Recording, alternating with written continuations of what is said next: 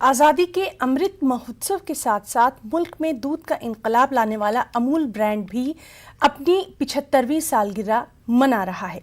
इस मौके पर हम आपको बताते हैं कि किस तरह अमूल ने मुल्क और बैरून मुल्क मुकम्मल कामयाबी के साथ वक्तन फ़वक्तन अपना पैगाम पहुंचाया है। अमूल ने एक मुनफरिद अंदाज में अपनी मसनूआत के बारे में मालूमात लोगों तक पहुंचाई है।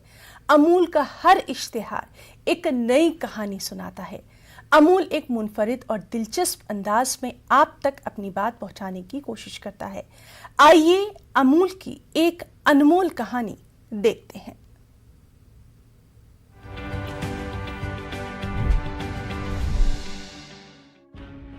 अमूल के इस विज्ञापन में 2010 में सुर्खियों में छाए 2G स्पेक्ट्रम घोटाले को विषय बनाया गया। 2010 में 2G स्पेक्ट्रम घोटाले ने राजनीतिक गलियारों में हड़कंप मचा दिया। घोटाले की आंच तत्कालीन दूरसंचार मंत्री ए राजा तक पहुंची तो उन्हें इस्तीफा देना पड़ा।